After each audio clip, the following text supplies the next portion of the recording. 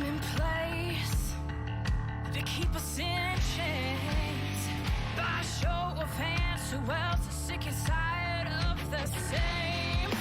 1% trying to keep us small, trying to keep us from getting out. Minimizing the struggles they've caused, saying we're not working hard enough.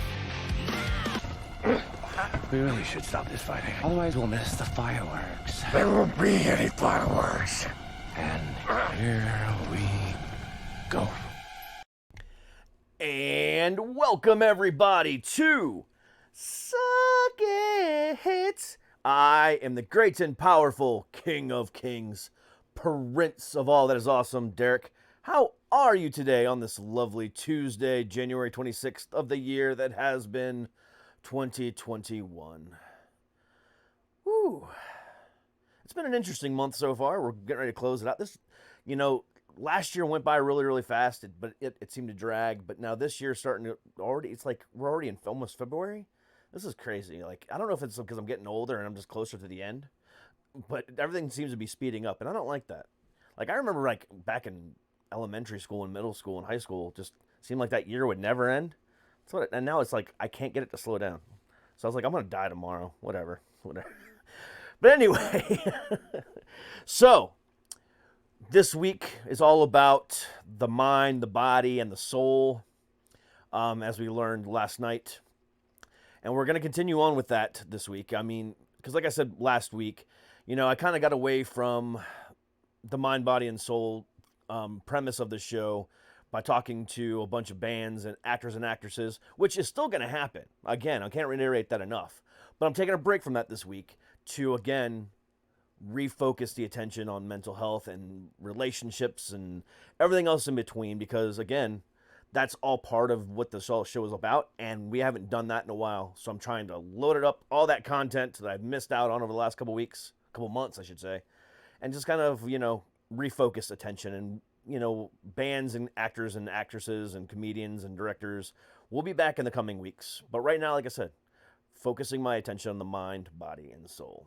And again, that is continuing right here tonight, because my guest tonight is a fellow podcast host herself, as well as a hypnotherapist for the LGBTQ and the BDSM and kink communities. Very, very interesting woman, and I'm very, very stoked and excited to talk to her. So please welcome Shirley, the Hypno-Fairy Godmother. Hello, how are you? I am doing fabulous today. You know what? I wish that upon everybody, because I mean, in the state of affairs and the state of life that we're in right now, it's hard to say that we're fabulous. But when we can honestly say that, it's like, yeah, okay, at least for the next 5 minutes, I'm going to be fucking fabulous. I'm going to run with it. I'm in. Exactly. Too many people say, I'm fine. Yeah. And they say it like that. and we all know what fine really stands for. I mean, it's it doesn't really mean anything other than, yeah, I'm fucked up right now, so just leave me alone. Exactly. I just look at him and go, really? As somebody who's bipolar and, has PTSD and anxiety and everything like that, I'm fine quite often. Yeah, exactly. Well, you're my perfect client. How about that? Probably. I'm fine quite often, and sometimes that's the best I could hope for. and if that's the best you could hope for, then you just own it. Go for it. Own it. It's like, okay, I got out of bed today. I'm going to be fine. Exactly. I figure anytime you can wake up and your feet hit the floor. Yeah, but sometimes it's the energy to get the feet to the floor. Well, yes. It matters if you're vertical. As long as you can stay vertical, it's a go. I'm vertically horizontal. Does that count? Wow. that is a trick. What's 45 degrees? I mean, or 90 degrees, It's close. It's Like I said, some days you take what you can get. Exactly. Exactly. So, why don't you tell my listeners and viewers who you are, what you do, and kind of give a little bit of bio about yourself. Okay, well, I am a clinical hypnotherapist in Southern California. And thanks to the internet, it really doesn't matter where I'm from, because I work with clients from all over. Um, Now, as I say, I am a clinical hypnotherapist. That means that I don't do stage shows. You know what? I just can't pull it off. So I'm more of a one-on-one kind of person. I do have some great bar tricks, but besides that, you know, um, although I do say that I work mainly with the LGBT community, um, you know, I work with straight people too. It's okay. Sometimes you got to help out everybody. So Nothing wrong with that. nothing wrong with that. Okay, fine. People have this weird impression that when you niche yourself, like I have, that you'll only work with that. Yeah. And I'm like, why would I do that? Yeah. I can definitely So, understand that because I have I have that same mentality that I don't want to niche myself at all because I don't want anyone to classify me a certain way. So right. so I kind of like I push myself away from all niches, and that's kind of what the whole idea of this week is because I've since September, I think I've talked to maybe a doctor, a therapist about COVID-19, an actor, and one other author last week. But other than that, it's been all bands and all, maybe a comedian in there too, but it's all been music. And it's like, okay, I started this show as a way for my mental health, to kind of let me out there, tell jokes, make jokes about myself, be self-deprecating, and be a place for other people like me to come and say, hey, I know Derek suffers from bipolar disorder, and I know I do too. If he can do it, I can too. And that's kind of where I've been going. But then all of a sudden, I took a right turn and said, I'm only talking to musicians. And for some unknown reason, I've been doing that. And now it's like, okay, wait a second. I need to refocus. And that does happen, because I've had shows where it's like it seems like several weeks in a row I'm doing like trying to pep people up, and I'm like, you know what, I'm done with that. Okay, so I'm gonna throw on a drag queen, I'm gonna throw in, and I'm like, I'd rather do that sometimes. But then it's okay, get refocused. Yeah. What do I need? Because I also do my show for me. Yep. Because it helps my mental health. It's kind of like online therapy for me too. Yeah. and I do online therapy as well. So, talking to a therapist and talking to a guest, two totally different things, but almost the same thing for me. So it kind of works out well. Yeah, we're the new bartenders. You know what? We really are. I never thought about it like that, but exactly. That is pretty true. People can't go to bars these days for the most part. So no, I mean, even here we're pretty open, but like the bars themselves are closed off. So like you can't sit at the actual bar. You've got to sit at a table adjacent to the bar. Right. And so yeah, I mean, so that personal interaction of going to a restaurant or a bar or even a brewery has completely lost sight right now. And right now, I mean, the internet and podcast and television shows and talk shows are the new form of relating, because exactly we're not really relating with our neighbor anymore. Now we're just having to relate with people through the power of streaming. Well, and I started doing what I call group sessions, and people don't have to have their camera on if they don't want to, but some people just want to feel connected in any way possible. It's like, even if it's a group of people online, as long as they can see, there has to be a connection. That's actually pretty smart. I like that idea. Because, and they can talk about anything. Usually I take you on a big old guided journey, so you could relax. But sometimes the group is we just need to talk. And it's like, perfect. Yeah. That's just get out what you need to, vent away. So, as a hypnotherapist, Yes. I'm sure you get a lot of criticism Oh, yeah. because there is that whole hypnosis doesn't work, or The stage it's show. only a stage show, or whatever the case might be. Right. And I'm of the in betweeny Okay. to And where I would rather have an in-betweeny than absolutely this works or no, it doesn't. yeah. Hold on one second. Nope, never mind. Okay. So that's where I've seen stage shows, and obviously I know how much of that is real, how much of that is fake. Bark like a Right. dog every time I say the word cantaloupe. Uh, But then at the same time, I've seen some of my favorite YouTubers and other podcasts, and their podcasters as well, do a hypnotherapist session, and the outcome was better than I thought it would be, but at the same time, it wasn't like, oh, okay, yeah, I mean, that's awesome. It was just like, oh, I mean, I guess it kind of works, but at the same time, you have to be open to that power of suggestion. yes. Yes, you absolutely have to be open. I've had people that have signed up for appointments, and the first thing they say is, I don't believe that this works. Well, if you don't believe that it works, then it's not going to work. If you're fighting the whole entire time to prove me wrong, why did you make an appointment? Why did you want to talk to me?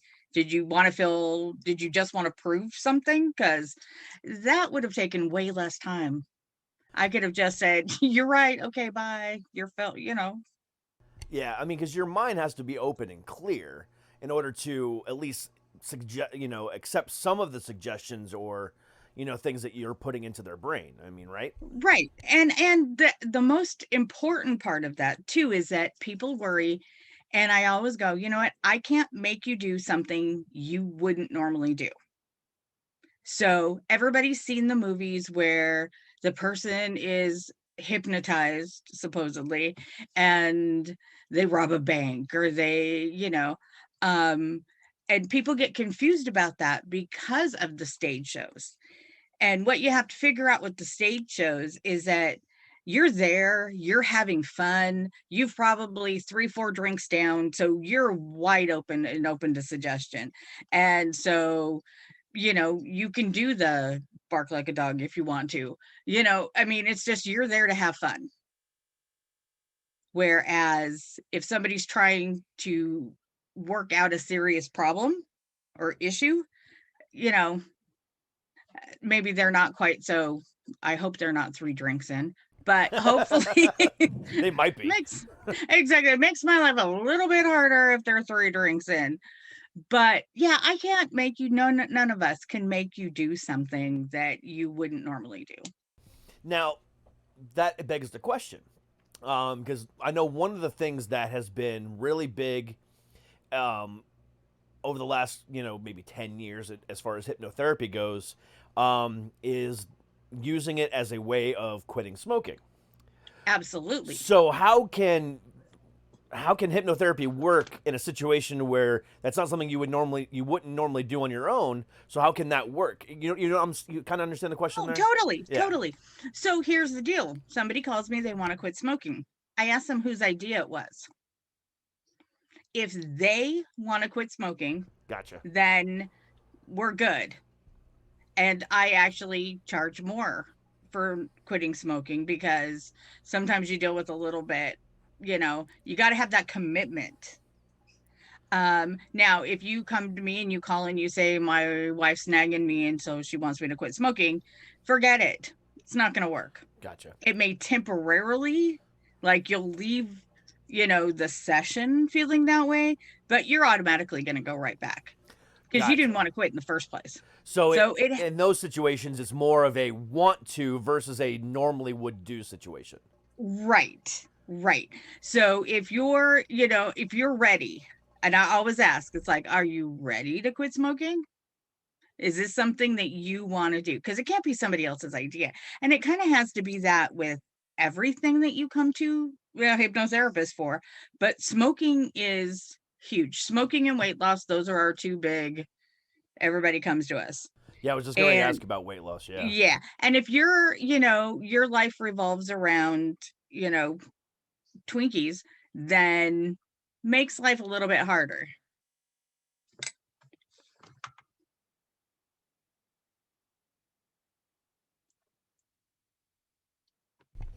Forgot my washer was on and still going. Oh, okay. I was listening the whole time, but yeah. Oh, okay.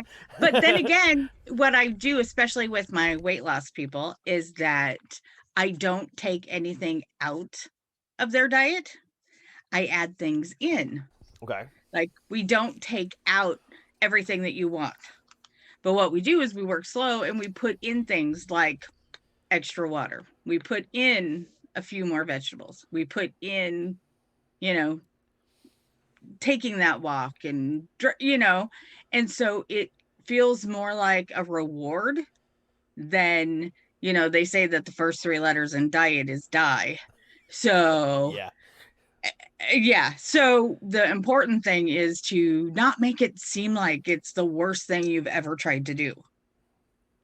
Yeah, I can understand that. It's working around it, and I work from the positive. Mm-hmm. Instead of the negative. Some therapists, no matter what kind of therapist they are, it's always, you have to get rid of this and you have to get rid of this. And people are resistant of letting something go in their life. So add something. That actually makes a lot of sense. Good or bad, but it's kind of, I realized that, and a lot of people have started to realize that it has to be more on the positive. There's so much crap going on out there in the real world that I don't want to add one more thing. Yeah. Now, sometimes you have to get rid of something. I had a client who was afraid to drive on the freeway in Los Angeles. Yeah. Yeah. So you it's like, okay, we got to get you on the road. You never get anywhere. Well, I mean, on the highway in Los Angeles, you ain't getting anywhere anyway. So. Well, that is very, very true. Yes. Yes. It's like it's like me trying to go to DC. It's just like you ain't getting in. Sorry. Yeah, it's like, sorry. How much time do you have? Yeah. Nope. That's why I stay on. Which is what that's I why love I say the west. internet. Oh yeah, I love the internet because now people can come and have an appointment and they don't have to leave their house. We don't have to worry about, traffic or, anything else. Yeah. And it is actually just as effective on the internet as it is face to face. And that's so. How though? Because I mean, Okay. I would think you would need more of a personal interaction, especially with hypnotherapy. Okay, so here's how it works the exact same way. Is that if we're in a room together and we've already discussed everything, I put you in my hypno chair, and which is a wonderful, I use a gravity chair. I love it. But you're immediately closing your eyes. So all you can hear is my voice. Okay. So if we're on the internet and I've got you set up and you can still hear my voice because I have people put on big headphones. So instead of you sitting in my hypno chair, you're now sitting in your new hypno chair. Mm-hmm.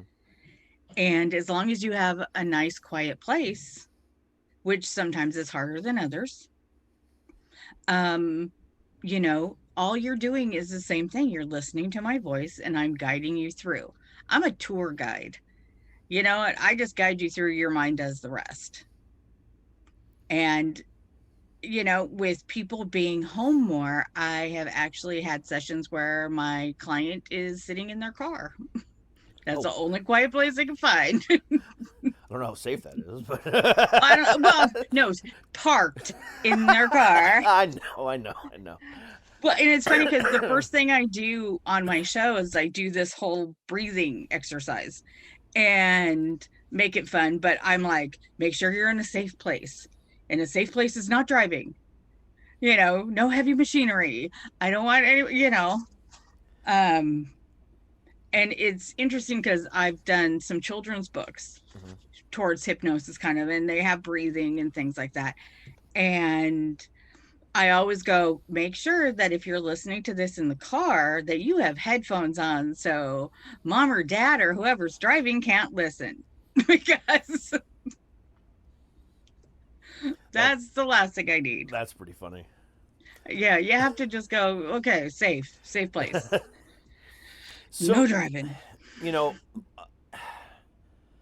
Over the last year that we've been dealing with this, the pandemic and everything else like that. I mean, add in everything else that's been happening, over the last year.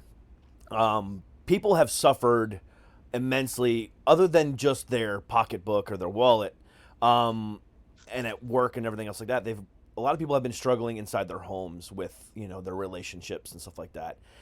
Divorce rate and, separation rate is off the charts this past year.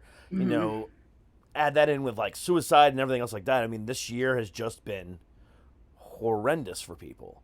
Yes. What do you attribute as a therapist that to? Before, you would wake up every morning and say, hey, peace out to your wife, and then go to work. And then now all of a sudden you're spending all this immaculate amount of time with them. And it's like, I can't fucking stand you. Is that what it is, or what is it? I think people, because you start out in that relationship, and usually one person, at least one, if not both of you, work other places. So you have other people to talk to. You have other experiences. So when you get home, you can say, well, today so-and-so did this and it drove me crazy. And, you have other things to talk about. Well, if you're both at home, you only have each other to talk about. And depending on how long your relationship has been going, if it's new, then did you really know each other? Yeah. It's a good time to get to know each other, but then it's like, I really don't like you. Or if you've been together a long time, you've heard every story 50 times. And you have no outside stimulus, which is what most people need. We're people that need outside.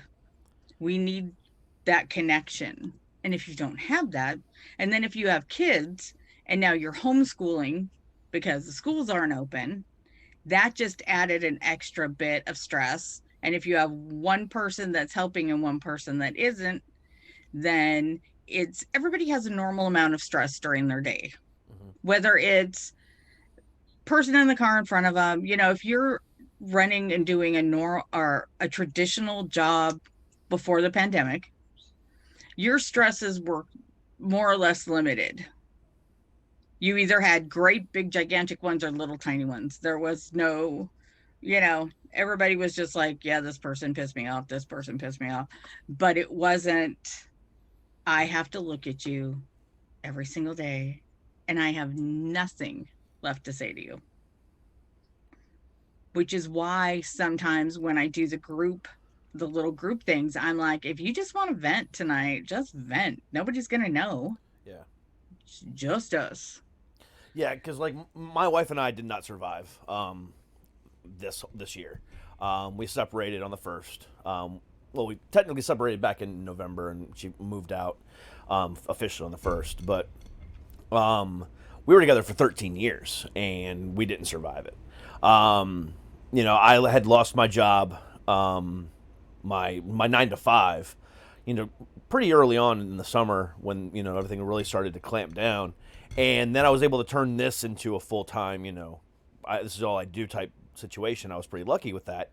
But at the same time, she was a teacher, or she is a teacher.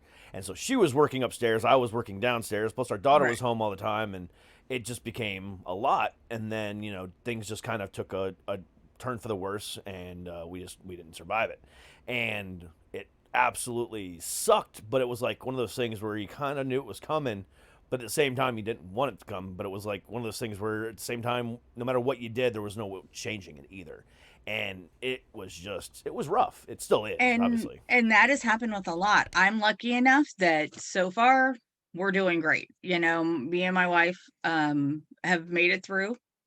No kids, 3 crazy animals, but no kids.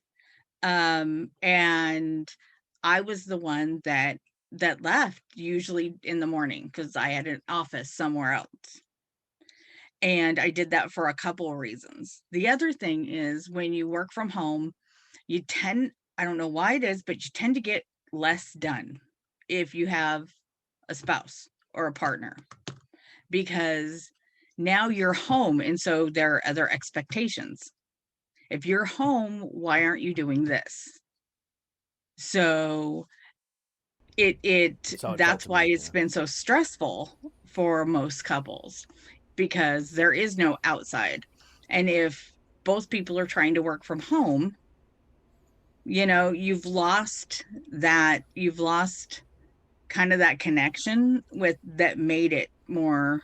I mean, with her being a teacher, teachers have gone through hell, you know, Correct. trying to deal with that. Plus having a child at home. Okay, so now you got to homeschool that child. Plus you got to do your classes online. Plus you have to do stuff. Plus, you know. Yeah. And that's kind of how it went. I mean, I took care of our daughter. You know, I made sure she was Good. in class and stuff like that. But then at the same time, like I was the one pretty much doing everything inside the house. And that was my major gripe. And it was like, okay, you're at home with me too. I know you're teaching all day. Don't get me wrong. I know you're more tired than I am because I talk to, you know, people on the internet for fun. You talk to people on the internet because you're teaching. I get it. Right. But can you at least do the dishes? And Exactly. you know, and Exactly. and that caused a lot. It was like, well, I work harder than you. Well, how do you know? I mean, it was, and that's Right. that was a big source of contention. It was like, and I get that you work harder than me. You're a teacher. I literally talk to people on the internet for fun. That's how I get paid. It's not my fault. This is, you know, that's how it is. But at the same time, you know, can't we still contribute equally to the household chores and stuff like and that was a huge point of contention. And then, you know, it was just one of those things that just we could not recover from. It was bad. Well, and pre-virus, everybody had kind of their known jobs, household jobs. And if you're coming and going, you kind of know, because it's sort of an unsaid thing. Like I have certain things that I'm in charge of. You know, my wife has other things that she did.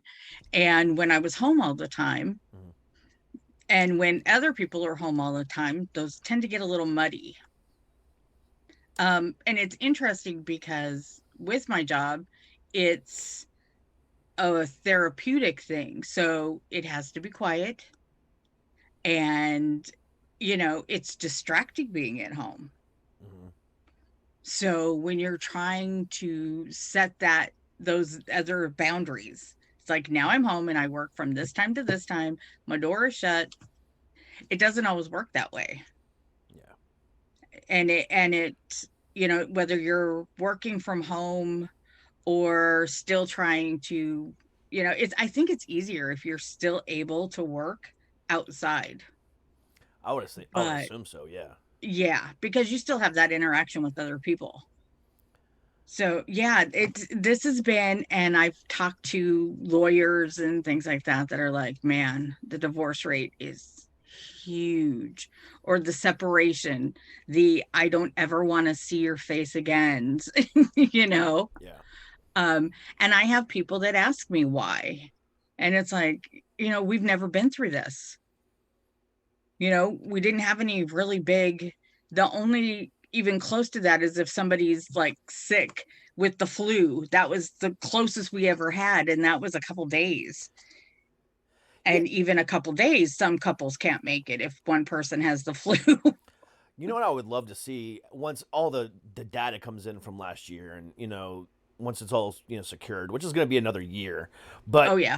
I would love to see a comparison from 2020 to 1918. Because that was the last time we had a real serious pandemic. I would love to see that 102-year difference. You know, was the divorce rate what it was last year? Was the, you know, obviously the unemployment rate? And I want to know all these different, I want to see that true comparison to say, wait a second, what were they doing differently 100 years ago to what we're doing now?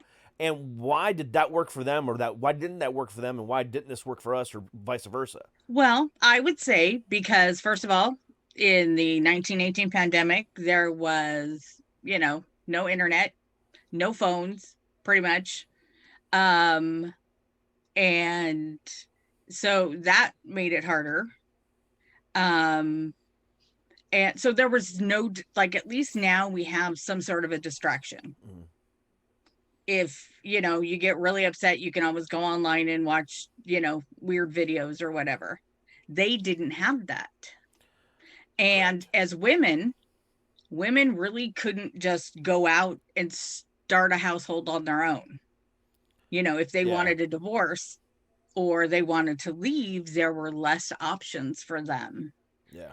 So that might have a little, but I would love to see those comparisons too, because it had to be just as hard then. I'm going with it had to be worse, because we didn't have all those other distractions that we have now. But at the same time, even if it was worse, what at the end of the year, what were couples like? Were things as bad as we have them now? All these different questions, because I'm really kind of curious, because then they rolled right into the roaring 20s. Right. And everything was freaking phenomenal until the stock market crashed. But and I think we're going to do that again. I think that, and you kind of see little pockets of it, because now people have started, or not started, people have always there's always been a group that have resisted wearing a mask and resisted, thinking that it doesn't affect them. And I'm sure it was like that in the 1918 one too. But I think what causes things like the roaring 20s is a sense of release and relief. You could finally go out. You could finally be around people. So they just went crazy. I would love to believe that we're on that verge of that happening again. But I think our country is more divided than we've ever been because of this election.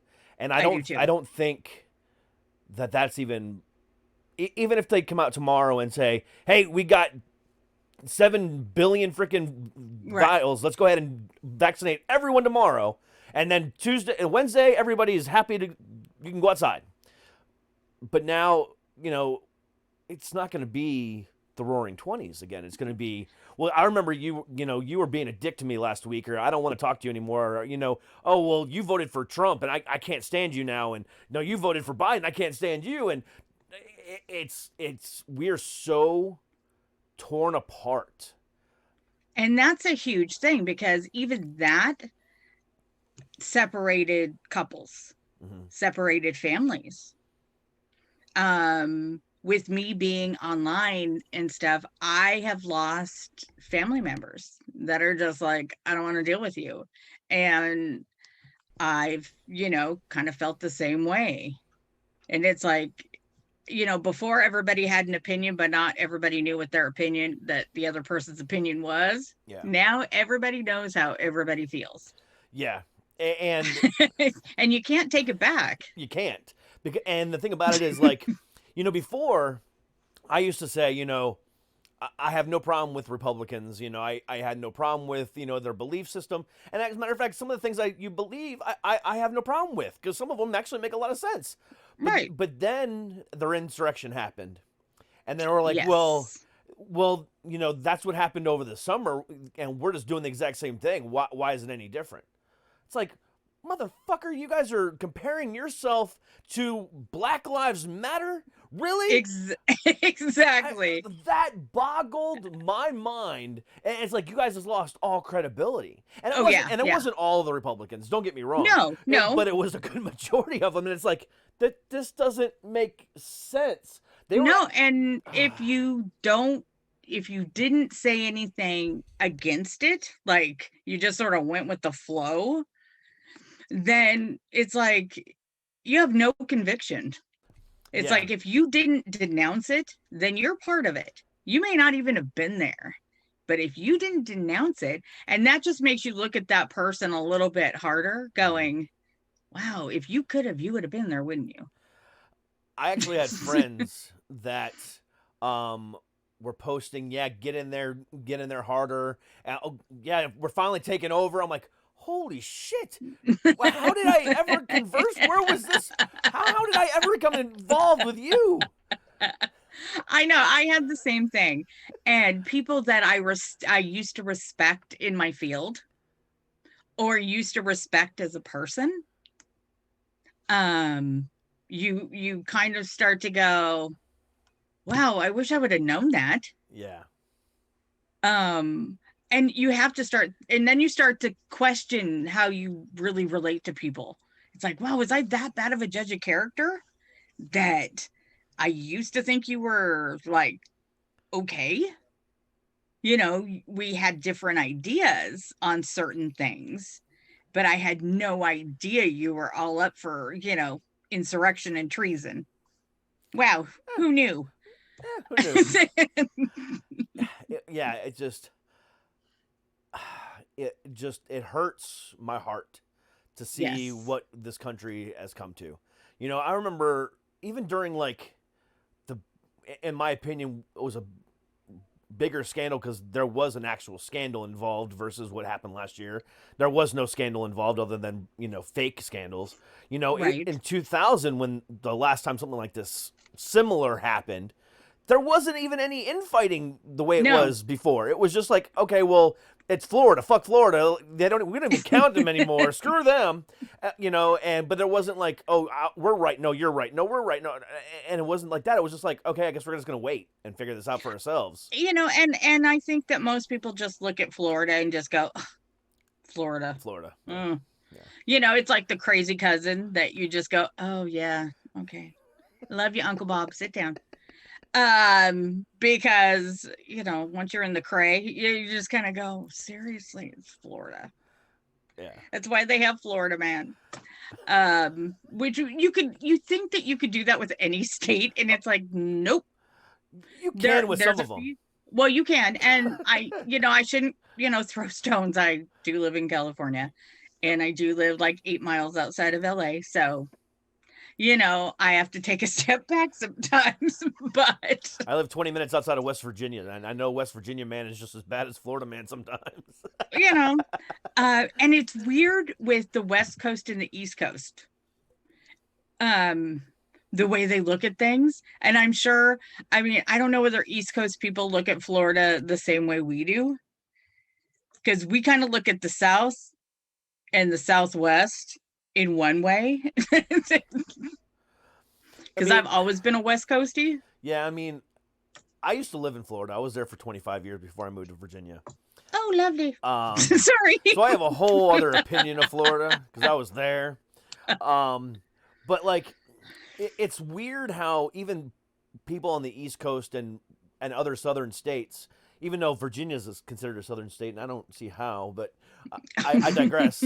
But like, some of them don't even consider Florida part of the South, and it's like, no, you have to go north to go south, and it's like you can't get south by going to Florida. No, and then it's just like that redheaded stepchild that nobody wants to claim. Exactly. It's just it's bad and it's sad, and like I said, it's like everybody's crazy Uncle Bob, where you're just going, just please sit down. Yeah, definitely. Keep your opinion to yourself. And I grew up on the Canadian border, and it was totally different, because, and I used to tell people, even as a little kid, I used to go, yeah, I'm defecting to Canada. My dad would go, yeah, you don't have to defect, just take the ferry. It's like 30 minutes. So, yeah. And now with all of this, we're like, okay, the West Coast is kind of like, will you take us back, please? Please, can we be part of Canada? Yeah. I still say that all the time. I would move to Canada in a heartbeat if I had the money. Exactly. And you have to prove that you have an income now. Correct. But at the same time, if you have an income and you work for yourself, or you're you get like special privileges, and you get fast tracked in there. If you're coming here and bringing us revenue and bringing us extra tax dollars, and we don't have to pay you anything, exactly, you're in. Yeah. Well, and a lot of people, especially in the LGBT community, the talking about if The last president, if goes into a second term, is this a consideration? Because we were like, we may not make it here. Yeah. The last thing we wanted to do was become illegal. Yeah. So that was a lot of it too. Part of the anxiety of the people that I've talked to was, do we need to consider moving? Yeah. And that's And that was something that you'd never have to think about. Do I have to move to another country? Yeah, it was really sad. Like a couple different times I've seen this, Republicans would, or Trumplicans. Let's go ahead and call them what they. Trumplicans, yes. We're Trumplicans. Not all Republicans were the same, but we're Nope. Trumplicans. We're all like, well, he's the most pro LGBTQ president we've ever had. Like, okay, wait a second. During Black Lives Matter, which took place during Pride Month, Right. he rolled back health protections for Exactly. for gays. Well, also he signed an executive order banning transgenders in the military, and then Because in his last they've never month, been in the military before. yeah, and then his last month, just like a week, like right after, like on the 11th or something like that, he signed another executive order rolling back more medical protections for transgender. Where now doctors can actually say, sorry, I'm not treating you because you're transgender. And it's Exactly. like, how is he pro LGBTQ in any which way, shape, or form, please? I would love to know. And I had somebody point out that when he was first running, not this time, but first running, that he held up a pride flag. And I said, yeah, and it had LGBT on it in Sharpie or magic marker, and it was upside down. Sorry, I'm not counting that as yay go, that you're supportive, especially when it was almost immediate going, we want a conservative, president or Supreme Court that can, make all of these things go. And, it's like, why do I have to worry about whether my marriage is going to be annulled? That is not somebody that supports my people. Yeah. Because, we have a history in our wonderful community of having our marriages annulled by one government entity or another. Yeah. Especially when he put whatever her name Tommy, yeah. When he put her in, because she's notorious for anti-LGBTQ movements and stuff like that. Now, luckily, nothing has come about yet. She's actually voted against Trump many, many times in her first 2 months, which surprised the shit out of me. Me too, and I was like, wow, oh my God, really? But then you just kind of keep looking at it going, don't trust. When Ruth Bader Ginsburg died, the gay, every community cried, but the LGBTQ community really, because we knew what was going in. Yeah. And one of our biggest supporter wasn't there. So, the people that were texting me and emailing me were like, can you talk me down from this? And I just wanted to go, no, I need someone to talk me down from this. Okay. Yeah. Because when she passed last year, it was automatically, okay, how do we get a Republican in that seat? Well, first of all, justices are supposed to be nonpartisan, but I digress. But, people are all about, let's put somebody conservative in there and completely, undo everything that this woman that was the first woman to ever, head up a murder trial. She was exactly. She was the reason why women can sign a deed to own a house now, but yet they're like, oh, well, her politics suck. Okay, well, her politics allowed you to buy a house, so quit being a dick about it. Well, women that are against women's rights. Yeah, that boggles my mind. Women who are against women's rights. Yep. That's actually one of my favorite arguments to anyone that likes to use the Bible as an excuse to knock being gay. And I'll go ahead and tell you now, and you tell me what you think, because it's actually a really funny joke in one of my comedy bits, but it's a true thing.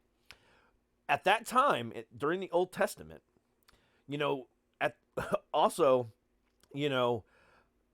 women were considered less than men. Right. And that was the whole idea of why being gay was bad, because if you're laying with another man, obviously somebody has to be the woman. And if a man's being a woman, then he's obviously blasphemous. So if we want to go compare that to today and use that exact same concept, well, as a woman, you have no right to tell me what to do with my body. In actuality, you need to probably get in that kitchen and make me some pie because I have control of you and you're nothing to me. So stop talking and get back in that kitchen and actually make me a sandwich while you're in there. You know, and I've said that to one woman once, and she's like, "How dare you? I'm a feminist." Okay, well then don't spout this shit to me. How is what you're saying okay? But everything I just said, even though it's a joke and I don't believe it, how is that not okay? It's the exact same argument. Well, and I look at that, and if you want to take it from a lesbian perspective, that means that one of us is the man then. So we even each other out. Yeah. So if one of the two men is supposed to be more feminine, well then guess what? Yeah. We're evening each other out. So once again, yeah, it doesn't say that in there. It doesn't say anything about women in there. No. And which has always been interesting to me. The it's follow-up like, to that joke for me is, because even God likes to watch. So exactly. Thank you. That was my joke. So that's all part of that conversation. Oh yes. it's very heretical, but hey, whatever. But it's funny as shit. But it's true. It's like it doesn't mention women; it only mentions men. No. Men. Again, God just likes to watch. Exactly. It's like, oh look. Isn't that beautiful? Yeah. I made that. Exactly. Just for you. And your viewing pleasure. Exactly. Ta-da! Always makes me laugh because men always go, yeah, that's the best part. That's the best part of the port. And it's like, but no, I would never want to do that in my free time. And I don't want my woman looking at another woman. It's like, wow. Obviously, you've never experienced that, bud. It's fantastic. It's like, so sorry for you. Yeah, dude. You have no idea these are the same people, though, that have a tattoo of Leviticus down their arm. And it's like, have you ever read that? Because the tattoo is a big problem. Exactly. If we want to go ahead and quote that, why don't we go ahead and... next time your neighbor who works at Walmart goes to work on a Sunday, why don't you go stone him? Exactly. It says that in Leviticus as well. On my arm, I actually have a giant pride flag because, as a straight guy, I have my daughter who's 19 is gay. And for her birthday Welcome last to the year, tribe. Yeah, last year for, her birthday, I went, when she turned 18, I took her for her very first tattoo and we got matching LGBTQ pride flags. Congratulations. Hell yeah. It's right here on my arm. And I have no problems, sporting it because I am a huge LGBTQ supporter because it's, my best friend is gay. My daughter is gay. I have, many, many friends in the community, and it's like, does it really matter? I mean, it doesn't matter if they're straight, gay, or whatever, but, it's the persecution of it all. And now it's just like, can we just, again, go back to that whole being American? Let's be proud of who we are. But at the same time, can we stop judging each other too? Exactly. I don't even want to judge the Republicans anymore. It's like, I'm done talking shit about you guys. I just want to hold your hand, give you a giant hug, even though I can't do that right now, and sing fucking Kumbaya. I mean, just go, it's okay. Jesus, it's okay. When we got married, me and my wife got married, our bridesmaids were both straight. So it was like, we had them lined up. It's like, okay, we have straight best friends. Doesn't mean I don't like you. Exactly. I've known you longer than her. It's like, it's one of those weird things. I grew up, the town I grew up in Washington State, tiny town, one road in, one road out, very conservative.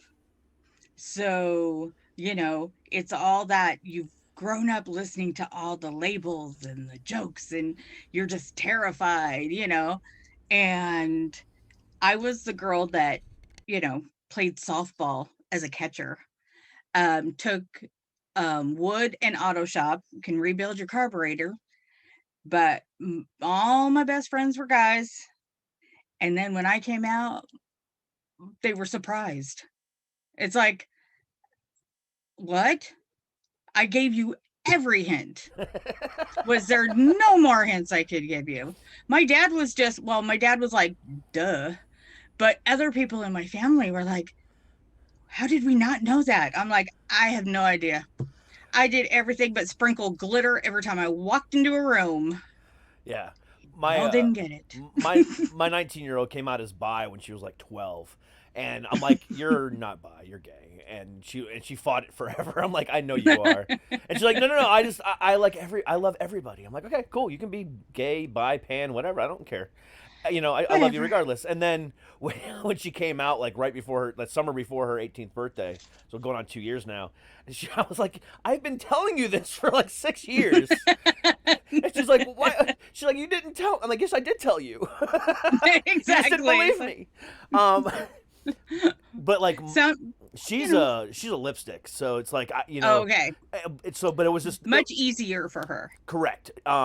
It was, but like the reason how I knew, obviously being a lipstick lesbian, she's not, not into cars and all that other stuff. Like, this that stereotypical. Oh yes. Yeah. Yes. And I have to use the word air quotes and stereotypical because it's not every lesbian.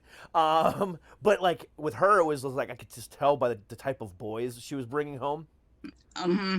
And it's just like, and I could tell like she just didn't want to be a part of them or anything like that. And every time like she would come home and like, he tried to kiss me. I'm like, he's your boyfriend. Yeah, but it's gross. I'm like, yeah, you're fucking okay. gay. that would be the first little clue on that one. I kept telling her that. She didn't believe me, but yeah. I consider myself a chapstick lesbian, so I kind of fit in the middle. A chapstick? I've never heard. Yeah, we kind of fit in the middle. Okay. Little here, little there. Yeah. Because and what's funny is that growing up, I never wanted to be labeled because we're all labeled as kids. Yeah. Or, when you're in school, you fit into a clique and everybody's labeled. And that just horrified me. I didn't want to be labeled, which is why I did all the boy stuff because I was trying to stay neutral. It made no sense. But now everybody wants to have a label. And I'm like, when did this change? Yeah. It's and you can be proud of who you are, no matter what affiliation you may have, but to be, to have a label again. It's like, when did this happen? Yeah, I've noticed that, and I haven't really said much about it because I don't ever want to, make it sound like I'm not in favor of it. But at the same time, it's like there's way too many labels now. Right. And again, there's nothing wrong with that. That's how you identify. I'm not taking that away from you. But for a long time, for a long time, it was, I don't want to be in that classification. I have a classification of my own. And now it's like, okay, but, wait. So now I can be binary, non-binary, and pansexual. But also a little bit of asexual as well. Tossed in with a little bit of demisexual. Mm-hmm. So where I have to be, physically attracted to you to have sex with you. I don't care if you're a man or a woman, but at the same time, I just like to be by myself sometimes. So it's like exactly. It's like that's too many. That's too many. It is. So when people, they try to do the classification thing, and I just go, you know what? I'm a chapstick lesbian. I don't need to add any other filters. Yeah. That's not how it rolls with me. And like I said, some people they just hold their conviction that this is their label. And I go, you know what? Then roll with it. Yeah. Because if it makes you feel comfortable, then that's where you are. Yeah. When I have a client, I've had people that have worked with, members of the community, and they go, well, what do I do if this or this or that, this person comes in, or a person that's worried about being trans comes in, and how do I speak to them? And I'm like, okay, this is really good. On your intake form, right under, the date, ask, what do you like to be called? And I have had therapists go, oh, it's like, seriously? Yeah. You never thought to ask? See, I would think that as a therapist of any type, and most psychiatrists and psychologists do not consider hypnotherapists as real. And I'm the one that comes up with the what do you like to be called? It's like, this is where they're at. Yeah. And I have family members and I have friends and friends' kids and stuff like that. And, the parents will message me or call me and go, what do I do? Because they just told me that they feel like this or that. And I'm like, ask them, do they want to be called by a different name? Do they, just roll with it. Yeah. Don't panic about it. If you don't panic about it, things may roll out of that, or they,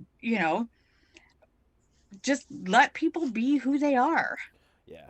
Shouldn't be that difficult. All right, so we only scheduled an hour. You have a little bit more time? Oh, I do have a little more time. Perfect. So. No, good. I have all the time in the world. I just want to make sure you're good. So going back to the label thing. Yes. And now you brought up the transgender thing as well. Mm-hmm. One of the things that is still new in the world is this situation. And I want to kind of get your take on it. I know the politically correct term on it, but we're going to have this discussion anyway to enlighten other people. So, say for instance, okay, you and I see you out in the world, okay? And I think you're attractive. We go out on a date, okay? We have great chemistry, yada, yada, yada, yada, yada.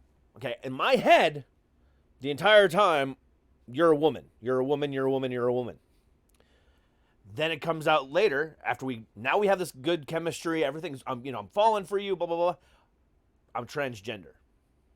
Okay, cool. You're still a woman. We all know this, or some people do. Not enough people do, let's put it that way. And now all of a sudden, that guy who has always been straight his entire life now is like, well, am I gay because I'm attracted to this person? Can you go ahead and, from a therapy, point of view, and even a gay woman point of view, mm-hmm. give your thoughts and opinions on what I'm saying here? Okay, so now this also has some clarifications, because when a person is transgender, that can be anywhere from just figuring it out, just starting to take hormones, or having upper surgery, lower surgery.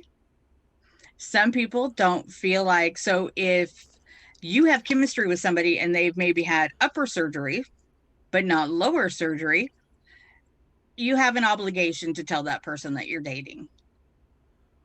Especially if you had chemistry. Yes. I don't think it needs to be done immediately, but I'm a second to third date kind of person, that if you feel like it's going to go any further, then you need to warn that person. And I don't mean warn like in, oh my God, oh my God, oh my God, but at least tell them that, you're transgender. Now, I know some people that have had full upper and lower surgery. Look, completely, in this case, it was a male to female. I do know both directions, but wouldn't tell people, because to her, it didn't matter, because she looked like a woman and had the anatomy now of a woman. So to her, there was no reason to say anything. And I mean, I would think that it would eventually come up when, you've only been that person for like 5 years. But now it's even easier to change a birth certificate. But it does not in any way, if you're dating somebody who is transgender and they identify as a woman and you're male, guess what? You're still technically straight, because you're dating a woman. It has nothing to do with that. I would love to say that people just fall in love with other people. Yeah. Which is the beauty of being pansexual. Correct. Is that you fall in love with the person. But on a realistic point, it's not like that in the real world. Yes. So, and it's harder in smaller communities than it is in bigger communities. But I feel like depending on where you are in your journey, depends on how you identify with someone in dating. And I tell most of my clients that are transgender, if they're at the beginning of their journey, probably better not to date. Have friends, have tons of friends, have a support group. Yeah. But probably not good to date, because when you first start taking hormones, whether you're taking testosterone or estrogen, your emotions are up and down like a 13-year-old. Not good for you. Your friends will put up with it.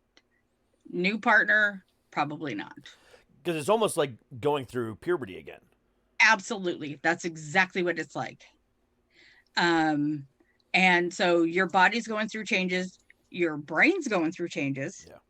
You're trying to figure yourself out. It's kind of like if you go into rehab. You're trying to figure yourself out. That's why they tell you not to date. I don't criticize people that do, because they don't know any other way to have a connection. Yeah. I usually, veer them not maybe to support groups if they don't feel comfortable with that, but a group of friends. Yeah. In most communities, you have the family you were born with and the family you make. So you have that internal family that is with them. But I feel like, if you're dating somebody and you realize that they're transgender, first of all, look inside yourself, because what was attractive to you? Was it the person? You didn't know anything about anatomy. Yeah. And it doesn't say anything horrible about you. Although there was the defense, God, I can't remember the name of the defense, but it's stupid. It's like, well, if they'd have told me up front, well, okay, there's no responsibility there unless it gets to the sexual part. And if you, like I said, if you think it's going any farther and you haven't fully transitioned, first of all, you should have that talk anyway. Yeah. I feel that couples should have it, if they have any kind of to discuss things like you would discuss if you want to have kids, or you want to discuss if you're gonna, these are important, big decisions that you're making. Yeah. And if you don't know that person well enough to have that conversation, maybe step back for a second. Yeah. And also, one of my responses to men is, again, me being the comedian that I am, it's like, guys, for most of your life, you have begged and pleaded to find a woman that would love to give you, that they want like the back door, and now you finally found someone that does, and you're bitching about it. Who cares if they have a dick? You jack off. Why can't you take care of them too? Jesus. Yeah, not everybody looks at that the same way. Yeah. Wonder why. And I say this all in jest, because because I am a comedian, and I do, but at the same time I do believe that. It's like, I've never been approached with a situation, so I don't know how I would react. I'll be completely honest with you on that. But I would like to think it's like, okay, you know what? Okay, let's go ahead and have a conversation about boundaries. Right. And then just have that conversation. There's nothing sexier than consent. Exactly. But people ask me, they go, "Oh, so does that mean that you hate men?" And I'm like, no. You kind of misunderstood the whole thing. Choosing who knowing who I was didn't have anything to do with who I hated. Because they always assume a man done you wrong. It's kind of like when you go to a lesbian bar, there's always straight men there. Because there are always straight men. It's creepy, but there are always straight men at a lesbian bar, because they have the impression that you're going to look at them and go, oh, maybe I just needed try one more, yeah. Or they have the fantasy that a couple will take him home, because it's like, I'm a man and you can use me. And it's the weirdest concept, because you just haven't had a real man yet. Exactly. You don't see straight women you do see straight women at a gay bar, but it's for a totally separate Yeah, reason. because I don't want to get hit on. Exactly. That's exactly why. So totally different reason. See, for me, it's a completely different reason too. Like if I go to a gay bar, I'm going there when I'm depressed, just so I know that at least men want me. See, my thing is too, is that I've gone to gay bars and stuff, and I don't know what it is about me, but I have had more men think I'm a drag queen. And I'm like, dude, no, real. See, Sorry. drag queens love me. I love drag queens. So. I have a story. So with my first wife, we went to a gay bar because her sister was bi, and we used to go all the time. And the first time we ever went, it was actually at what used to be, or let me rephrase it.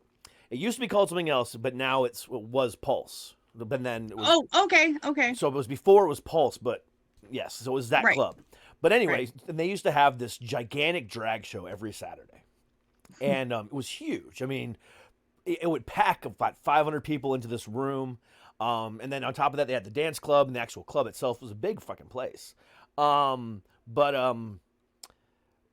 there, and the MC was a comedian, and she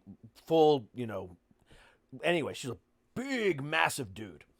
But like pulled off, some of the best shit I've ever seen. But anyway, so she's up there doing her bits in between the different, drag queens.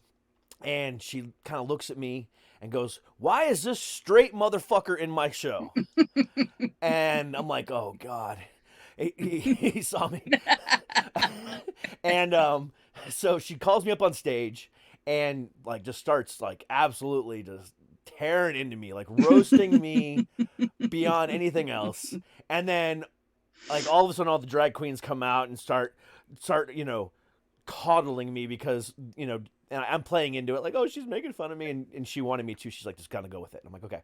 So and like, well, I'm leaving, whatever. And all the drag queens came out and kind of lifted me up and gave me hugs and stuff like that. And then like at the end of it, he was like, you know what, you're drinking for free with me the rest of the night. I'm like, hell yeah, I am. Okay. But like, I love that type of atmosphere where that kind of stuff happens. Because if you go to if you go to a straight club or just a regular club or whatever you want to call it, it's so angry in my opinion sometimes. And not all the time, obviously, but like everyone's just dancing. It's always like, oh, let me go get this chick's number. Let me go get this chick's number. Oh, let me go hit on this person. Right. Let me go do this. Oh, let's do shots. And like, but when I was at the gay clubs, it was just all about people having fun. Right. And I didn't see anything else. Now, was there obviously there's shit going on there too? Of course. Oh, yeah, totally. We're all human, and Oh, it's catty. Trust me, it's catty. But at the same time, I had a lot more enjoyable fun at a gay club, especially with the drag queens. They're some of my favorite people on the fucking face of the planet. Totally. I can't get enough Totally. of them. Like I had told you before we came on, I'm actually a novice sister with the Sisters of Perpetual Indulgence here in Los Angeles, which are a very large international group. And so I'm a drag nun. So I had to not only come out to my parents once, but then I had to go because my older sister's like, have you told the parents yet that you're a nun? I'm like, okay, gotta figure out how to phrase this. And especially when we go out, people just assume that I'm a guy dressed up like this drag nun. Yeah. And so it kind of lets me play even more. It's never intimidating, but it lets me kind of play even more because then people are really trying to guess. And on really fun times, I will wear a beard and mustache. Going reverse drag. All right. Exactly. Hey, I if I was in that situation, I'd probably do the same. You got to have fun. Yeah. I always tell people, it's like, no matter where you go or what you're doing, it's like, have fun with it. If you can keep people guessing, holy moly. Yeah. I firmly agree with you on that. One thing though that we haven't talked about yet, which is another thing that you do specialize in, and you've talked to me about too, is that you deal a lot in the BDSM and kink community. Yes. And over the last few years, that community has been more out in the open. It's more acceptable than it ever has been. It's still very shied away from, but it's more out in the open than it ever has been. Is that a situation of people just being more open about it, or more people actively in the community? I think it's people are more open about it. And people are becoming, like, you can always tell the angry people in any community. And I think that with that community, people just got tired of hiding. This is kind of the be who you are time, you know, be the best you possible and quit being ashamed of who you are. Now, when I get people from that community, they're usually straight and they have the same problems as everybody else, anxiety, stress, quit smoking, but they don't have to hide who they are. Yeah. And they don't. And I think that with those communities, they're just like everybody else, like the gay community, they're tired of hiding. It's like, I'm tired of not being the true me or living my life authentically. Some will always be in hiding because of jobs, family, friends, whatever. Yeah. But I think it's more out there because, well, partially because different movies and TV shows have been done badly, I might add, but have been done. And so people want to find something that they relate to, even if it's done badly. Yeah. So it's like, oh, you saw that movie and you weren't offended, so now I can tell you about me. Makes sense. You know, so I think it's just more of, I always tell people, you know, the big part of what I do is, you know, come as you are, leave as you wish you want to be, and be proud of who you are. You know, nobody's obligated to come out to you, or, you know, nobody's obligated to tell you anything. But I think that people are getting to the point to where they're tired of hiding behind a cloak. And if they have the opportunity to just let it out, then they do. Yeah. Well, I mean, and in the case of the BDSM community, hiding behind a leather mask. Well, But exactly. come on, that was funny. No, I'm just kidding. But you know, yeah, they're great studded masks. They're fantastic. Some of them know, are very sexy. Yes, they are.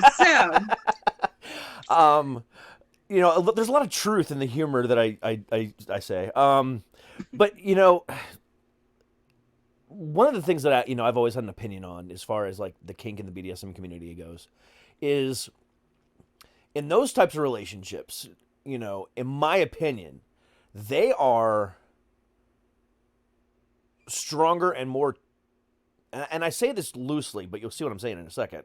They're stronger and more trusting of each other than the average relationship, because of all the extra stuff that goes along with it, especially like in a well, I'm going to say it out loud instead of using the abbreviations, like a daddy and a sub type situation, because you know, the sub bows down to everything the daddy does, and you know, he or she, you know, some in mommy situations, right, control to a certain degree every aspect of that sub's life, and that sub has to give up the ultimate trust to make sure that they're not going to be guided in the wrong direction and stuff like that. And I've always found it, you know, and again I say stronger and more trustworthy in a looser term, but it's like I find it very, very sexy in that situation, because it's so like, and it's not about the power, it's not about that, it's just about the trust. It's that trust. Yes. I love that trust of it all. And the thing too is that with most couples in that situation, they've already set their boundaries. Yep. They have their rules, they have their boundaries, they have consent, they have all the things that most straight couples don't ever think about. Correct. So in a community like that, you know, when a couple gets together, you know, their first, you know, few times, it's like you're setting boundaries, you're making rules, you're agreeing to this, you know, there's nothing really left. There's no taboos on that one. There's really not. Which on a traditional straight couple, there are so many things you don't know about that person. Yeah. Because they just feel like they don't need to tell you. And then when it comes up, it's like, oh, really? Yeah. But, you know, and that can break up a couple really easily because none of that was discussed. Yeah. In the kink community, in the BDSM and the leather communities, these are things that are talked about and discussed at the beginning. And so when you have those rules, whether it's an open relationship, closed relationship, this, you know, that's what's important. And that's what is kind of, I think that's why, it's my opinion, that sometimes traditional straight communities look at alternative couples and alternative communities as bad. And I think part of it is jealousy, to be honest, because they look at that and they see how strong it is and they don't understand. And you don't understand because you don't have that openness. Yeah. You don't have that relationship. You know, you may have wanted it, but unless you sit down in any couple, you should always do that. But it rarely happens. But in the alternative, I hate using that, alternative communities, it's like, it's just a community, it's just a group. You know, it's kind of, you know, I love the aspect of, you know, we know who we are, we know who the other person is, we know if that, you know, like I said, if it's an open relationship, closed relationship, is it this, is it that, you know, these are our words, these are our boundaries. Like I said, consent, real sexy word. So, but they have that. Yep. And that doesn't always happen in traditional relationships. Yeah. And then even like, you know, the conversations are easier to have once you've had those types of conversations at the beginning. Oh, yeah. You know, because then it's like, as the years go on, it's like, well, I don't know if I can talk to her about this without her getting angry, or vice Exactly. versa. You know, but in the kink world, that conversation's a lot easier to have. And oh, totally. And that's why I say what I said. And a lot of people like look at me like, well, that's crazy. You know, that no, it's like, no, it's really not. Trust me, they trust their partner more than you will ever trust yours. Oh, yeah. Yeah. And they know if, you know, and because you've had those agreements and those discussions, that if you want to add or subtract something, you can just sit down and talk about it and go into negotiations. It's kind of an interesting negotiation, but you go into those with your partner and there's no gigantic, you know, upheavals. Yeah. And people in different communities are actually just more open to new ideas, new things. They're just more open. Yeah. I've always found, again, with this word that we both hate, the alternative lifestyles. Yes. It's not really an alternative. It's just who I am. Exactly. Yeah. I mean, and I'm not going to go into, you know, too deep on this one because I do have some things I can't really talk about because of my my ex. But, right. You know, we were part of another alternative lifestyle that, again, required a whole lot of trust and, you know, beyond anything else. And, you know, that was definitely not the downfall of our relationship. It was something that actually made us stronger. It was just us as a couple that didn't survive it. But, you know, when you look at the, again, alternative lifestyles, you know, whether it's kink, BDSM, whether it's polyamory, or whether it's, you know, whatever the case might be, you know, there's again, there's so much more openness, you know, right. in a traditional relationship, and I say that loosely again. Oh, You yeah. know, some women still consider looking at porn cheating. You know, Exactly. and that's pretty sad. Yes.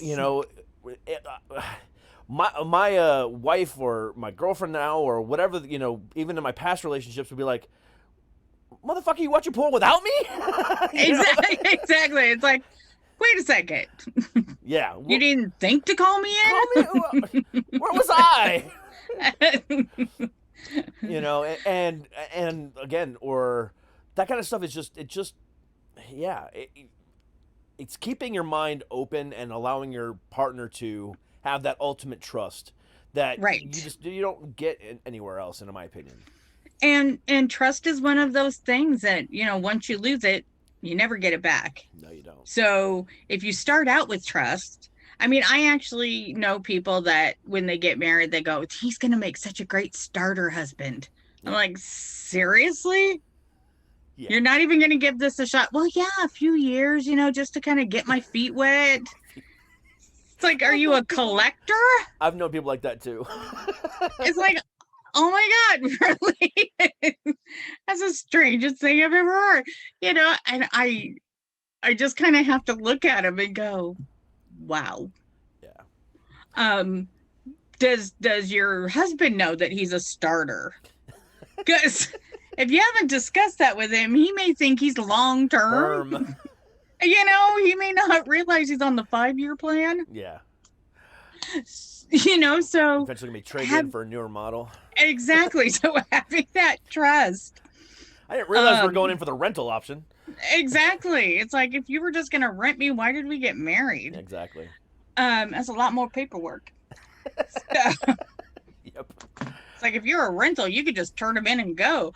But yeah, it boggles my mind that, they think that there's no big deal about that. And I'm like, look at these. And I love that people have the misconception that all gay people are just hoes. It's like, all it's about is sex. All it's about is sex. Yeah. But straight people, it's not. It's about long-term commitment. Yeah. I'm like, so when I tell people that I've been with my partner for almost 20 years, people look at me kind of strange, like, really? How did that happen? Okay, well, we had a discussion.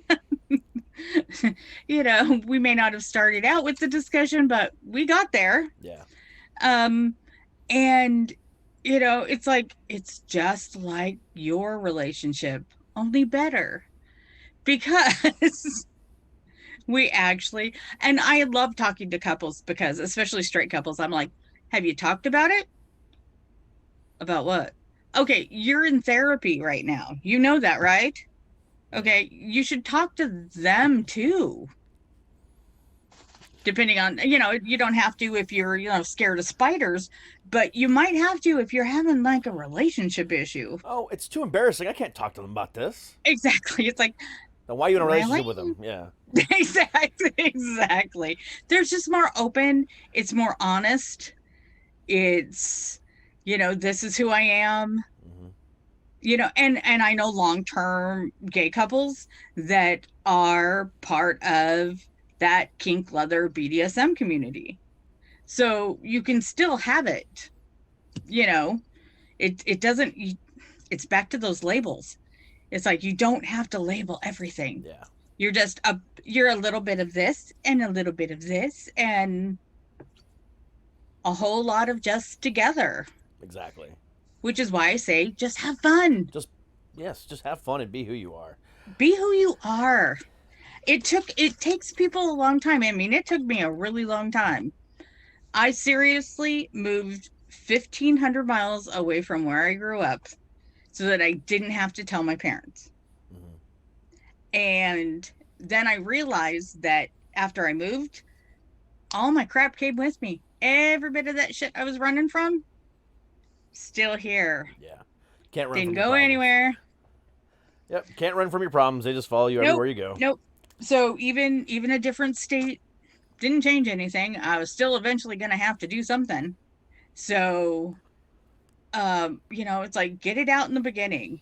I love when I hear like your daughter had come out at pretty much at an early age, she kind of always knew, and she felt comfortable enough to tell you.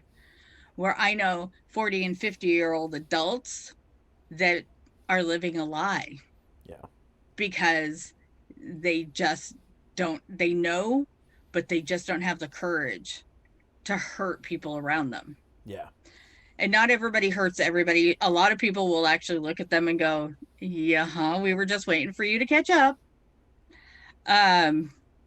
So that whole talk about it question, that whole talk about it thing. Yeah. I have a friend that was who's an actor, primarily a Broadway guy, that was in the original cast of Rent. Oh, great. His name is Rodney Hicks, and he went there straight. He got cast as a straight guy, or himself as a straight guy, and then like as they were getting ready to do the first shows and stuff like that, he eventually realized he was gay and he came out. And then they were all like, "Yeah, we already knew," And then he had to come out to his parents and stuff like that. And he did all that stuff. But then after the writer and director of the show passed away right after it debuted on Broadway, it affected him really hard, and he ended up leaving the show and doing other things. And he went back in the closet again, and then had to come back out again later on in life. And him and I talked about this on my show, so I'm not like outing him or anything, but Right. it's like, it's amazing to me, and this was in the 90s, so it was still kind of taboo. Oh, yeah. Yeah. Oh, yeah. So and even today, 40, 50, 60-year-old people who are still hiding it, Yep. It still has that taboo feel about it. And it's just, I'm wondering, and this might be drastic, but I was curious about this over the weekend. Over the last year that we've been dealing with Black Lives Matter in a way that we've never really dealt with it before. We've always dealt with it, but never in a way like this.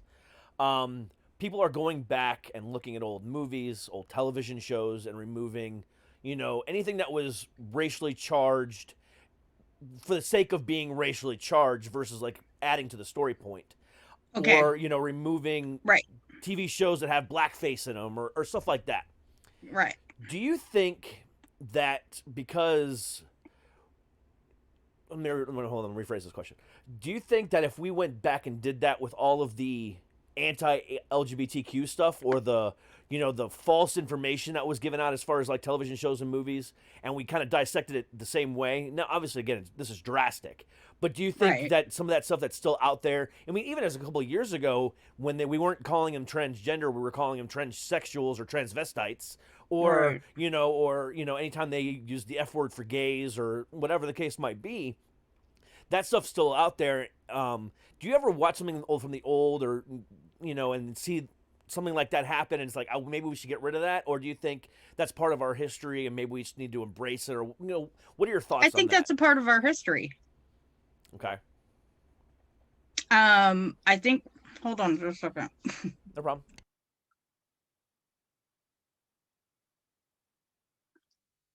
Okay, I'm back. So I think that it's important that we have these. I think that it's important that, that we have movies that show those things and use them as history. Use them as this is what they are. I mean, there's not a more, let's see, anti-PC movie than Blazing Saddles. Oh, I God, mean, yeah. So, that's one of those things where I think it's important that don't take it all out. Because if you take it all out, damn it. Hold on. It's okay. I have this partial in there. Uh-huh. And it just decided to pop out. That's okay. So, I do think it's important that we don't get rid of those things because we need to have that. Yeah. We need to see it or it's going to happen again. That makes a lot of sense. yeah, I firmly agree with that. I mean, sometimes it makes me cringe. Oh, totally. Yeah, Totally. There are things that are said, you know, before about the 2000s, most transgender and most gay characters were the villain. yeah, We're always the villain. and that's sad, you know. Oh, totally. But you have to have a villain, supposedly. Yeah, And so you pick the community that's the, I don't want to say least popular, but you pick the community that is, you know, the one that people pick on the most. yeah. It's like you know, one of my favorite shows of all time is Friends, and I'll go back and watch some of those episodes, some of the older episodes, like when they're talking about Chandler's dad. You know, it's like some of the stuff they say is pretty cringy. But then even in the older episodes, like when Chandler and Monica got married, and you know they finally showed us who Chandler's dad was, and was Kathleen Turner of all people. You know, pretending to be a man.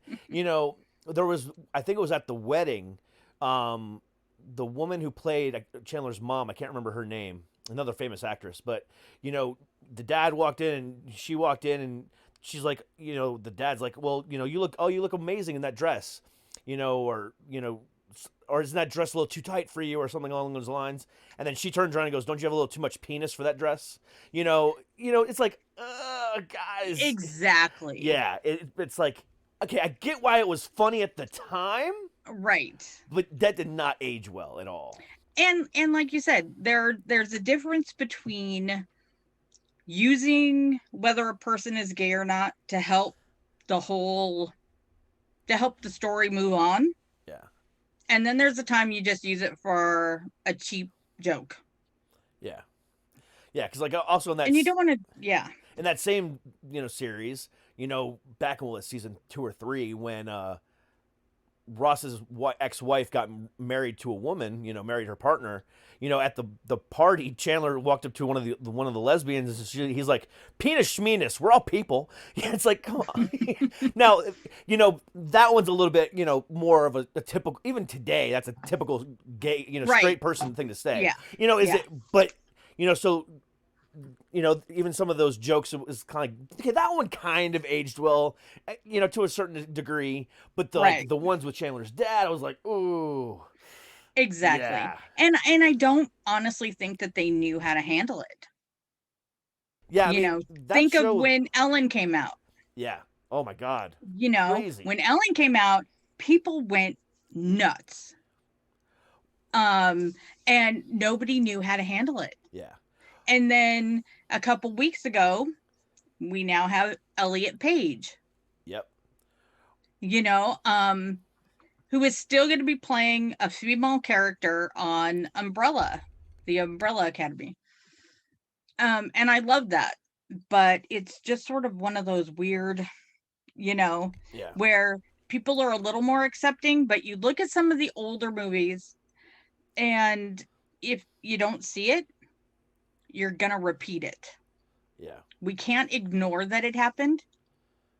Everybody knows the villain in Silence of the Lambs may not even be transgender, but you know that he's wrong and he's weird and he's making a people suit. You know, he's making himself a little meat suit that's a woman, but that doesn't make you gay or transgender. That makes you a psychopath. yeah, You know, there's a difference. yeah, and yeah, and the character that was based on, you know, even he was batshit crazy. Exactly. Yeah. There's a big difference between, you know, this and this. Yeah. That's a whole nother such situation. Yeah. The whole, yeah, that serial killer Edward Gain was just a. Yeah, he was nuts. Whew. Yeah, exactly. And most people think Buffalo Bill or whatever his name was in the Silence of the Lamb was bad. Yeah, the character he was based off was even worse. Mhm. Absolutely. And again, but I agree with you on that. I mean, it's all about, you know, now, and and I'm not comparing, you know, I want to make sure everyone's understanding this, and I know you know this, but like I wasn't comparing removing blackface to removing the F word for gays at all, because there's many other movies out there that are positively racially charged for the purposes of education. In the LGBTQ world, there's not very many of those, you know, movies or television shows out there that are for the purposes of education and reforming history, other than like maybe, you know, like Rent, but again, that was a fictionalized thing. You know, maybe, you know, But important. very, very important. One of the most important things of all time. You know, but Yes. there's not very many in the scope of that type of educational type, you know, here's how it is type situations, Right. in the LGBTQ world versus the African American or the black communities, because you know, so I'm not comparing that in any which way, shape, or form. Folks listening at home, don't think I am. Two totally different things. I'm just using that as an example. Right. But because again, in what her and I are both saying is those things need to be out there for the purposes of that, because there's not other things out there teaching us otherwise. So Exactly. Exactly. So, and that's why I kind of wanted to put it out there. You know, But you know, I mean, there are some that if you know that it's only out there for hate, you know, I'm a little more get rid of it. yes, absolutely. If that's the only reason you made the movie, Correct. then we don't need those. Yeah. Because, you know, when you're in an alternative community, you will pick out somebody if you can even just a little bit identify with that. You know, Yep. I grew up with, you know, watching Scooby-Doo, and, you know, I had the biggest crush on Velma because I decided that Velma was a lesbian. I didn't know why I wanted her to be one. It didn't matter whether she was one. Yeah. That was so not the point. But, you know, it's like the Xena and Gabrielle thing. Yep. You knew that they weren't, but you just needed to identify. Yeah. See somebody that almost acts like you do, and they knew that, so they didn't, you know, crush it down and make it, you know, Yeah. a horrible thing. But yeah, if it's just there for hate, Yeah. who needs that? Exactly. And I had the biggest crush on Velma too when I was growing up. Oh, okay. Because, you know, give me a thick girl with a thick nerdy girl with glasses any day of the week over the skinny blonde. Hey, there I am. I know that was my girl, was Velma. You know. You know, but you have to find whatever you can. Yeah. And so stuff that comes out now that has a gay character they're just a character. Yeah. You know, you don't have to have them wear a rainbow shirt or announce to the whatever, you know, they're just there as a character and they happen to be gay. Yeah. Which is easier, you know, unless if you're dealing with the Black or Hispanic or whatever community, it kind of gives it away if that's who they are. Yeah. Obviously. With the gay community, you know, nobody wants to have, unless that's who the character is, but don't put a gay character in that's overly one way or the other, like overly femme or overly butch, or, you know, Yeah, exactly. to make a point. Just have the person who they are. Exactly. I agree with you on that. And that makes it better for kids. It does. They can identify with someone. Exactly. Yep. And I know we got to head out here in a second because you got to get ready for your show, which I'm going to be on tonight. Yes, you are. So I'm gonna wrap it up with this question. Because I could talk to you for hours. You became one of my new favorite ladies on the planet. Yay! Today. So I'm gonna wrap it up with this. Over the last week or two, I've noticed a couple of articles come out about Neil Patrick Harris, stating that he loves it when a straight guy plays a gay person on screen. He thinks it's very, very sexy, and it's, you know, it only helps the community. Do you feel that we're, and I hate for lack of a better term, whitewashing the LGBTQ community when we cast a straight person as a gay person? Or do you think that there's so many gays in Hollywood now that shouldn't even be an issue? I don't think it should be an issue. There are so many gays in Hollywood now. Well, there always have been. Correct. But there are so many more out gays in Hollywood that there shouldn't be a need. But I also believe you should be able to hire the person that best fits the role. Yeah. I hate it when they, kind of do that whole whitewashing thing with, making a white person that is white, all of a sudden they're Native American. Yeah. Or they're all of a sudden da-da-da. And I think, see, in that whole straight thing, that may be his kink. For lack of a better word, that may be his kink, knowing that this straight guy's acting gay. Yeah. Okay. But I don't think that it needs to be done anymore. Yeah. I'm kind of in the middle of it. Like I said, you should be able to hire the person that best fits. That's what I was thinking. But at the same time, if that person, going back to what you said at the beginning of the conversation, if they're playing it too gay or too flamer or whatever, right. You know what I'm saying? Right. For the sake of the role, then I think that's wrong. But if they're if it's, let's say for instance, a documentary or a biopic or whatever, right. Not a documentary, a biopic, and the best person that fits a gay role is the straight person. But if they can play the gay role the exact same way that real life person did it, then I feel that's just a mark of a good actor. But exactly. But if you're like, no, I'm just not hiring, let me find. Oh, I wrote this part for Leonardo. I know he's not gay, but I wrote it gay because I know Leonardo can do this. Why are we doing that still? So I'm kind of like back and forth on it. Yeah. If you're hiring the best person for the role because they can do the role the best and in the way that it was intended and it's not over the top or anything like that, then, then go for it. But if it's a gay role written for the specific point of a gay role, try to find a gay person. Exactly. It's like quit making able-bodied people disabled, because there are enough disabled actors and actresses that can do that. Yeah. You don't need to use a green screen. They always try, it's a weird thing that they still do that. Yeah. Like I said, that could just be his thing, but yeah, I don't think people,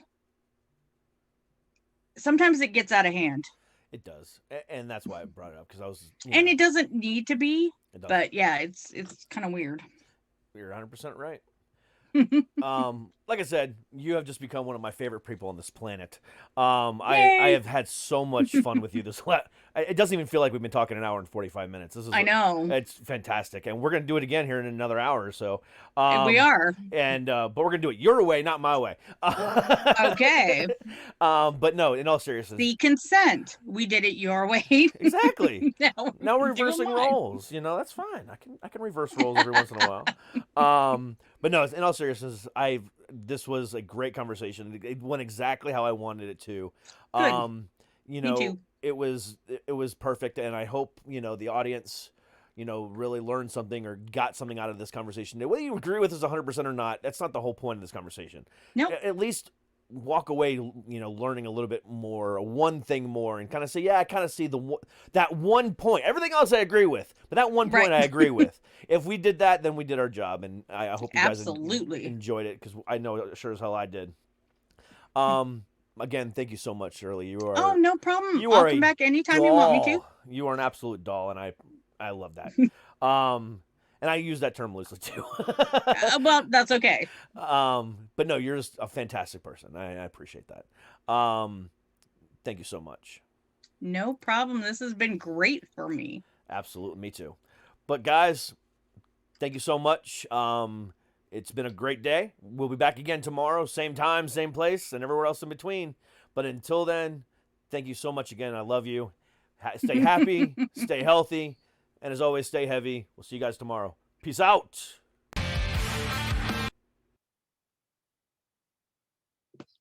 Okay. Okay, so I sent you the link